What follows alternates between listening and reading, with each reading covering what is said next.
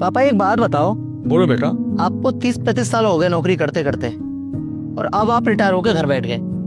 बात कर तो आप ईमानदारी की, इस ईमानदारी से आपने कमाई क्या है पूरी जिंदगी में?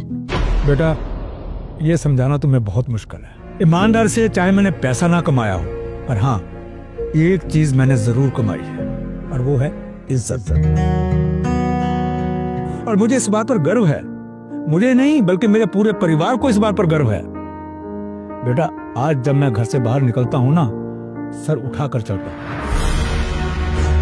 लोग मुझे इज्जत की निगाह से देखते हैं बेटा। मेरे अंदर एक विश्वास पैदा होता है, विश्वास आता है मेरे अंदर बेटा। और बेटा इसलिए मैं कह रहा हूं कि मैंने चाहे और कुछ ना कमाया हो, पर इज्जत इतनी कमाई है कि उसका तुम हिसाब भी नहीं कर सकते। अरे पापा इस इज्जत का क्या अचार डालेंगे हम लोग? तो शर्मा जी शुक्ला जी आप ही के साथ थे ना ऑफिस में। अरे शर्मा जी ने रिटायरमेंट के बाद इतना बड़ा रेस्टोरेंट खोल लिया और शुक्ला जी उनके बच्चे अब्रॉड में जाके सेटल हैं। और दूसरी ओर हमको देख लो, वही मिडिल क्लास फैमिली में फंसे हुए हैं।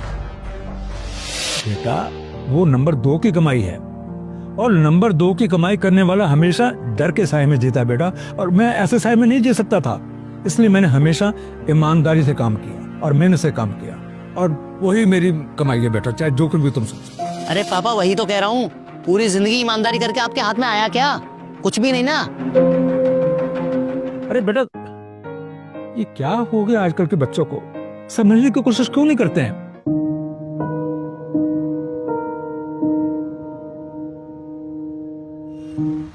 अच्छा भैया कितना हुआ?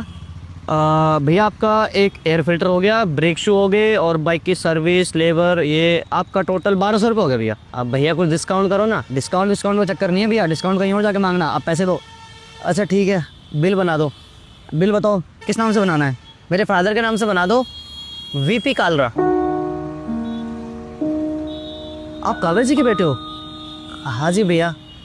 आप एक काम करो भैया, आप 700 रुपये दे दो। 700 रुपये क्यों? कालरा जी को मैं बहुत समय से जानता हूँ, बहुत अच्छे इंसान है वो और उन्होंने मेरी बहुत मदद की है।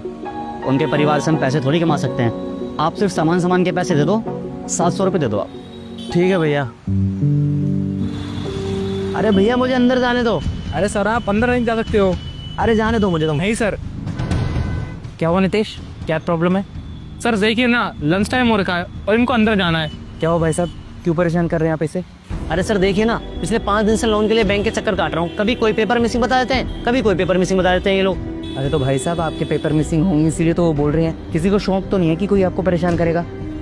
अरे सर आप ही चेक करो ना, फिर आप भी तो बैंक वाले ही लग रहे हो।